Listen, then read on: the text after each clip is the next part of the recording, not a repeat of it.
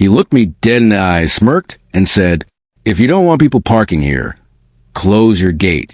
So I did, and 10 minutes later, he was screaming, calling the police, accusing me of stealing his car, while his car sat locked behind my gate.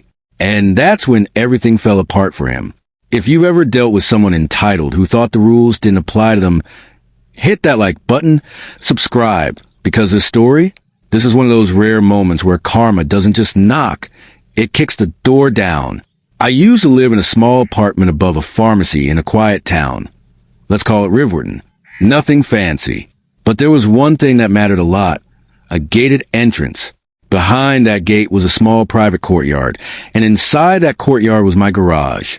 Simple system. Simple rule. Don't block the gate.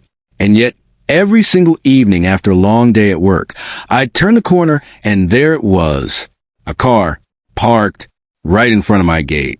Every single time. At first, I thought it was coincidence. Then bad luck.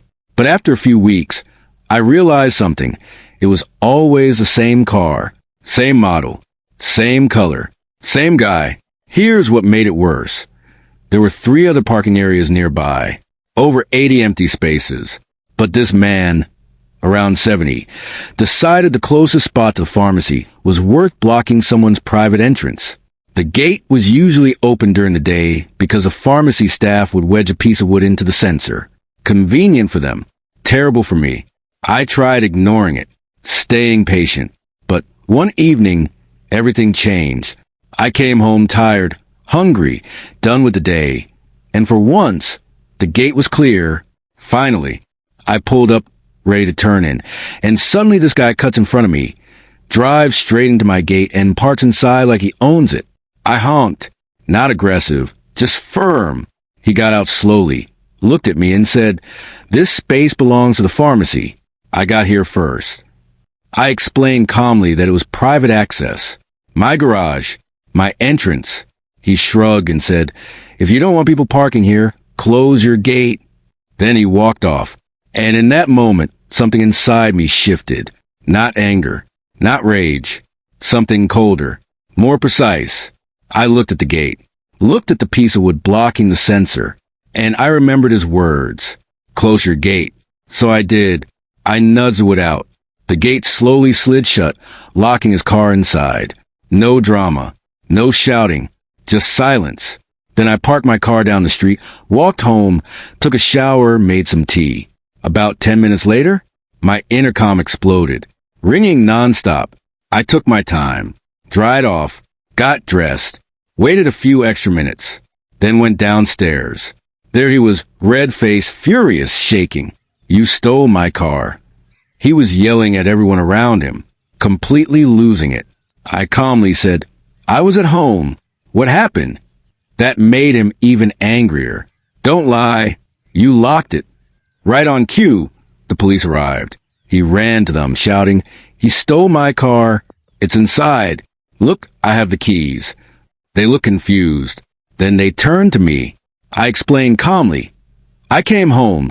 Someone was parked inside my private gate. I parked elsewhere and went home." He kept shouting over me, interrupting, losing control.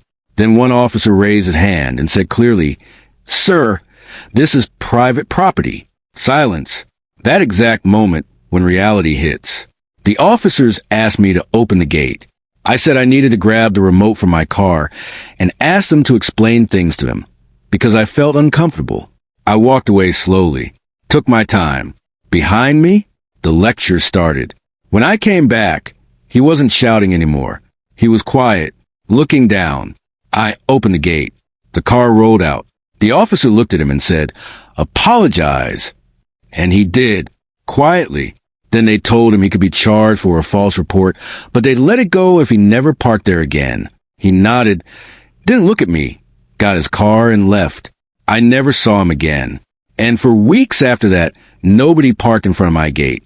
That moment when he realized his own words trapped him, that he told me to close the gate and the police sided with me, that wasn't just revenge. That was perfect justice. Sometimes you don't need to argue. You don't need to shout. You just let people walk into the consequences of their own arrogance. Because the loudest lesson is the one they teach themselves. If this story made you smile, hit that like button. Comment below, what's the most satisfying karma you've ever seen?